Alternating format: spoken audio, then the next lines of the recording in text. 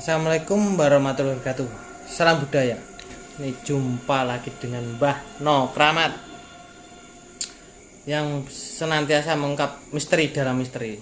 Jangan lupa subscribe and like, bagikan, boleh komen asal sopan. Ini Mbah No mau membahas tentang keris buntel mayit. Ini namanya Kiai Buntel Mayit. Nah, ini zaman dulu ini khusus dibuat untuk apa ya, menyakiti seseorang gitu, menyakiti seseorang dari jarak jauh. Jadi dulu orang pesan satu, spiritual satu, pesan zamannya Mojopahit ini kerisnya. Nah, terus dibuat sebetulnya untuk menyakiti seseorang kan gitu. Nah, makanya di sini dinamakan keris Kiai Buntel Mayit. Di sini ada ciri-cirinya, gak semua keris itu buntel mayit, gak gitu. Jadi ada namanya sendiri, ini keris Kiai Buntel Mayit. Rangkanya terbuat dari kayu timungu gitu zaman dulu. Tapi zaman sekarang ya Mbah No dulu juga buat begitu seperti ini. Tapi kalau sekarang Mbah No kan sudah sadar lah, menyakiti orang itu tidak bagus kan gitu. Jadi ini cuma sekedar buat koleksi pribadi, buat peninggalan sejarah atau ngeri budaya seperti itu. Jadi pusaka seperti ini pasti semua ada energinya. Kalau sepuh loh ya, dan lawas seperti itu. Nah, ini semua dari kayunya dari timungu, galih timungu yang sudah menggalih, makanya ada bentol-bentolnya ini atau totol-totolnya ini kan gitu. Nah, ini kerisnya berbentuk patrem. Zaman dulu ini untuk biasanya kalau orangnya baik ya untuk menolong lah, perantara gitu. Tapi jangan sampai kita terfokus oleh suatu pusaka seperti ini gitu. Nah, ciri-cirinya keris yang berpamor buntel mayit atau Kiai Buntel Mayit kita buka.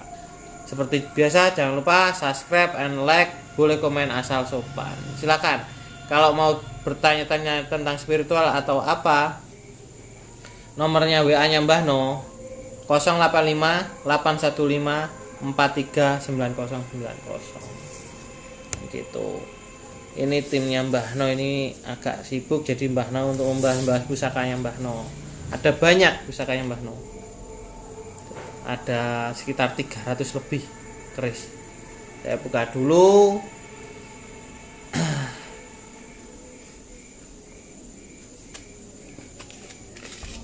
Nah, seperti ini kerisnya Buntel Mayit. Ini ada penditonya atau orang bertapa di sini, gitu.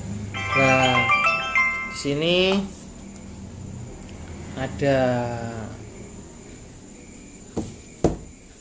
ada buntelnya. Ini muput-muput pamornya. Nah, ini sambung terus, nah, sama sampai ujung sini itu. Nah, makanya ini dinamakan keris Kiai Buntel Mayit. Lo-nya 7 1 2 3 4 5 6 7 9 loh. Nah, ini angka yang paling besar, lo-nya 9. Ini Mbah No zaman dulu waktu Mbah No belum sadar sangat itu suka kalau Mbah No benci sama orang tidak usah diperintah, yang di dalam kodam seperti ini. Itu kodamnya nggak usah dipitnah. Sekali Mbah No benci sama orang itu, di hati Mbah No dia minta sakit atau dia minta rezekinya susah, kodam yang di dalam sini sudah berangkat sendiri. Itulah kalau kita punya pusaka, apalagi yang wingit-wingit, itu kalau bisa kita harus kuat. Kuat dalam arti bukan tenaga sedulur apa, kuat dalam mental, dalam hati itu. Jadi begitu. Jadi jangan sampai terus kita punya pusaka menjadikan kita sombong lah.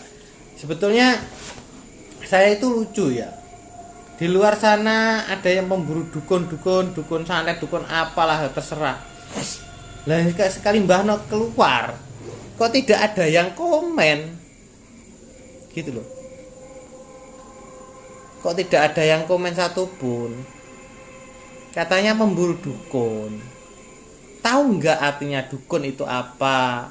Sebagaimana? Kalau tidak tahu terus diburu, diginikan. Nah, kalau settingan ya jangan terlalu lah. Sampai mutah darah, mutah ginilah, sampai membawa kematian. Itu kurang bagus.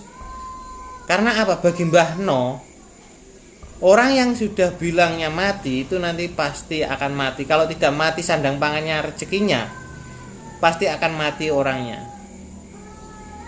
Kan gitu. Jadi jangan dianggap remeh ya omongan kita, kalamullah kita, atau nanti kalau sudah kita menjadi bisa ketemu roh, bisa menjadi tajalin edar, kita itu sabdo mandi loh sedulur. Kita berbicara akan menjadi kenyataan. Jadi pangucap kita itu kalau bisa dijaga yang baik. Doa yang manjur, doa yang tajrib, dari mana munculnya? Dari mulut kita. Gitu loh. Boleh settingan boleh. Tapi jangan bawa membunuh dukun atau apa. Kurang pas bagi saya. Kalau gantilah kontennya menginsapkan dukun yang hitam, menyadarkan dukun, itu lebih baik. Kalau berburu dukun, memburu dukun, terus sampai membunuh dukun, apa? Gitu loh. Terus bagaimana? Sekarang terus Mbah No keluar. Ada yang komen? Silahkan. Bagi siapa yang memburu dukun, komen silahkan. Kalau kurang puas, catat nomor Mbah No 085 815 439090. Ingat, siapa yang konsultasi dengan Mbah No tidak ada dikenakan biaya apapun. Ingat, tidak ada dikenakan biaya apapun. Itu. Silakan konsultasi tentang spiritual, tentang keluarga, tentang masalah, tentang bisnis. Semua terbuka untuk Anda. Gitu. Tidak ada ya, garis bawahi tidak ada yang berkaitan dengan materi. Kalau emang ikhlas, ridho, mengasihi ya monggo. Kalau tidak punya, ikhlas biar. Karena saya berharap rezeki dari Allah. Gitu. Karena apa? Orang yang minta tolong ke kita, spiritual yang utama itu, pasti dia orangnya adalah orang susah. Pasti kesusahan. Gitu loh. Jadi kalau orang susah, jangan dibuat tambah susah. Gitu loh. Ingat sedulur, hukum karma pasti ada loh. Gitu loh. Hukum karma pasti ada. Kalau tidak kita yang mengunduh, pasti anak kita yang mengunduh. Gitu loh. Boleh settingan boleh, tapi yang sopan. Kalau sopan, apa ada saya komen? Tidak ada saya komen. Saya cuma memantau saja. Gitu loh. Kalau sampai bilangnya itu ada dukun cabul, ada dukun apa, itu ya temui orangnya. Gitu loh. Pasti saya komen kalau bilang seperti itu. Karena Anda sudah dewasa, Anda sudah punya anak istri. Gitu. Karena mulut harus dijaga, kesopanan harus dijaga. Saya orang Jawa. Gitu. Saya suka menunjung tinggi kesopanan. Agama saya Islam. Tapi kalau orang Islam tidak ada adat, ada sopan, berarti itu juga bukan Islam bagi saya. Karena Islam kepanjangan adalah sok lam ta. Nah, itu. Islam adalah kepanjangan dari sholat. Sholat kita 5 waktu. Jadi orang kalau Islam pasti sholat. Nah kalau sholat pasti andap asor gitu, pasti punya kesopanan. Jadi buat sedulur kabeh, kalau punya pusaka seperti ini mohon dihati-hati ya, dijaga yang baik hatinya, imannya, jangan sembarangan membatin orang. Jangan lupa komen, subscribe, bagikan supaya tahu siapa memburu dukun sebetulnya. Ini saya mau merokok dulu. Benar, biasanya saya live tuh karena ini ya waktunya mepet.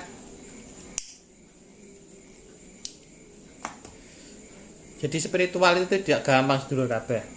Tidak ada orang yang baca amalan sini langsung 1 jam itu bisa kebal tanpa pegang benda pusaka. Karena benda pusaka seperti ini sudah ada energinya tersendiri kalau bisa buka kuncinya. Maksud dari buka kuncinya adalah kita bisa menundukkan kodam atau energi di dalam ini dengan tubuh kita atau menyinkronkan. Kalau tidak bisa membuka kuncinya dalam ini atau menundukkan kodam dalam ini, ya percuma. Gitu loh. Jadi ya tetap benda seperti biasa. Tapi kalau orang yang megang seperti ini tidak ada andap asor atau kesopanan, walaupun ini benda ya, terus dipotong-potong, ingat, suatu saat Anda pasti akan kecewa dan menyesal. Karena benda seperti ini benar benda, tapi di dalam ini membuatannya adalah mengandung doa. Gitu. Ini kalau dipotong ya pasti nurut aja. Tapi energi yang di dalam sini dan doa-doa yang dipanjatkan oleh sang empu di dalam benda ini akan memburu Anda, akan menyengsarakan Anda. Itu pasti. Karena apa? Dalam pembuatan seperti ini ada ritual-ritual tertentu. Orangnya pun berpuasa empunya. Tidak zaman empu sekarang. Makanya kalau ada orang punya keris, bawa ke rumah Mbah No, saya ganti dengan uang. Kalau kerisnya bagus seperti yang di atas ini belum, ini yang di dalam kamar masih ada 300 lebih. Saya ganti uang. Yang penting cocok. Jadi seperti itu. Jadi orang yang punya keris terus tidak menghormati, tidak bisa menjaga, tidak bisa, apalagi tidak bisa menggunakan, ya tidak ada apa-apanya. Apalagi tidak bisa membuka energinya, ya tetap menjadi keris biasa. Gitu loh. Karena apa? Suatu keris energinya pasti harus disinkronkan dengan yang punya, dikonekkan ke hatinya. Setiap tuannya ya seperti kita pemiliknya. Kalau hati kita susah atau benci sama orang atau punya dendam sama orang, energi ini yang akan pergi sendiri. Ya entah orang yang kita benci nanti akan celaka atau bertabrakan atau sakit. Banyak penyebabnya. Walaupun tidak kita perintah, kalau sudah disinkronkan loh ya. Tanpa kita perintah. Gitu loh. Sudah kerja sendiri. Gitu. Jadi ini adalah keris Kiai Buntel Mayit. Karena apa? Di sini ada gubetan-gubetan. Itu adalah namanya keris Kiai Buntel Mayit. Jadi orang yang punya keris seperti ini, apalagi yang buntel mayit, itu harus pemilih loh pamor seperti ini. Tidak belum tentu semua orang itu kuat. Karena apa? Dianggap tidak kuat bukan karena enggak loh ya, terus gila atau enggak. Biasanya rezekinya itu susah malahan, seret, mengganggu, terus rumah tangganya itu bergejolak atau bertengkar terus. Cari kerja sana sini biasanya susah. Itu karena pamornya ini pemilih. Kalau energi yang pemiliknya itu lemah, lebih besar energi di dalam pusaka ini, itu bahaya. Mending kalau Anda punya keris yang seperti ini, pamornya buntel mayit, mending ditukarkan dengan tilam sari atau tilam upe, atau yang berpamor atau brojol yang berpamor udan emas, seperti itu malah bagus buat keluarga Anda. Karena keris seperti ini itu pemilih ya kodamnya atau energi di dalam keris ini. Jadi mohon berhati-hati kalau punya keris seperti ini. Jangan sampai kita, rasa kita atau pikiran kita disugesti oleh benda pusaka terus menjadi brutal atau menjadi ganas. Terus rumah tangga kita akan menjadi hancur. Itu susah. Itu loh. Jadi ada yang punya keris seperti ini atau lain, kalau tidak dirawat atau sudah dilupakan, monggo bawa ke rumah Mbah No. Saya maharkan. Gitu. Saya maharkan umumnya harganya keris.